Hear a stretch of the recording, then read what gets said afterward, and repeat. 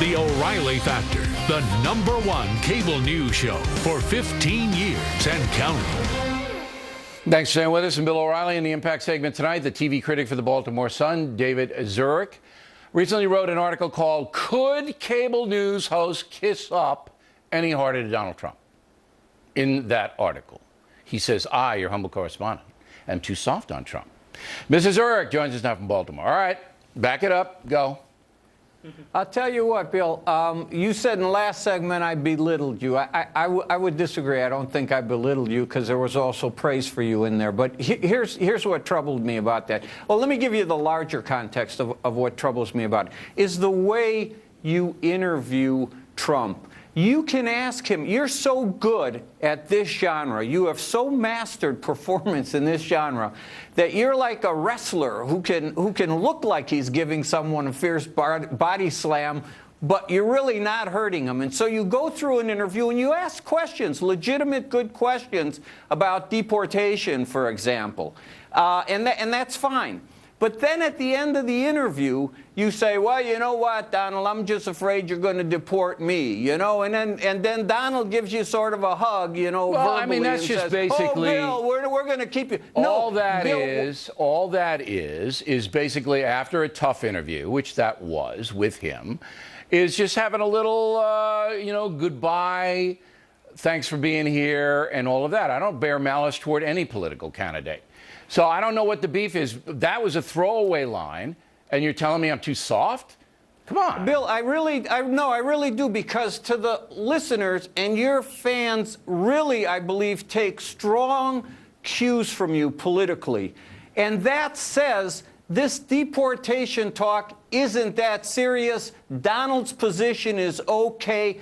Don't be alarmed about it. Don't be concerned about it. I mean, really, if you're reading that, and look, I said Jorge Ramos, I liked him last night after I scorched him, okay? Because I don't dislike Jorge Ramos, and I don't dislike Donald Trump. Now, I'm going to show you a montage right now, and I want you to react to it. Roll the tape. Okay. I actually laughed when you said you're going to build this giant wall from San Diego to Brownsville and the Mexicans are going to pay for it. The Mexicans are going to pay for the wall. What are you going to do to Nieto? What are you going to say to him? Hey, you have to pay for the wall to the tune of $2 billion? He's going to say, hey, forget it. You say, well, we got to have mass deportations. That's not going to happen because the 14th Amendment says if you're born here, you're an American and you can't kick Americans out. And then if you wanted to deport the people already here, each and every one are entitled to due process. And it would take decades to do that and gazillions of dollars. And the courts would block you at every turn. You must know all that. And you're saying I'm too soft on the man? I'm shredding his positions. Shredding them. Cherry pick. Bill, I can cherry pick my columns and find 3 clips that say you're the greatest guy in the history of the world and 3 that say I can give you 30 of those. You want 30? I can give you 30. Come on. I'm going to tell you, Zurich, right now, I'm the toughest interviewer on Trump of any of them. There hasn't anybody but me that has been tougher on the man. All right? No one. And that includes Jorge, who didn't ask him questions, who just wanted to get his dopey opinion that we should let everybody in here and leave him alone. Go. Bill, let me say, being the toughest interview on Trump on TV right now is a very low bar. I wouldn't be so proud of it. What do you want me to do? Call him names?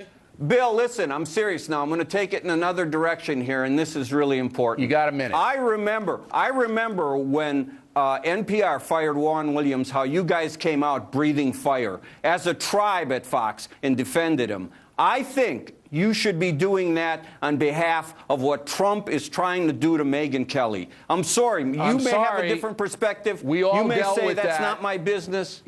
You see why? You know why that would be wrong? Because then you're making it personal. All right? No, we dealt with it in a responsible, journalistic way.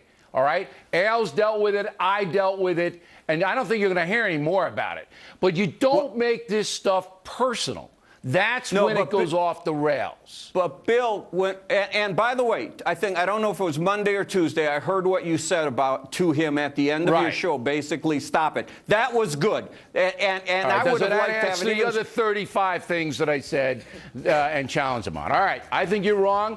but you're a stand-up guy for coming in, Mrs. Zurich.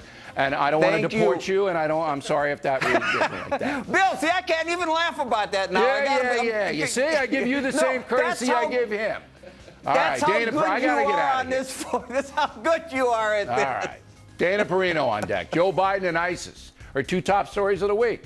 Dana is next.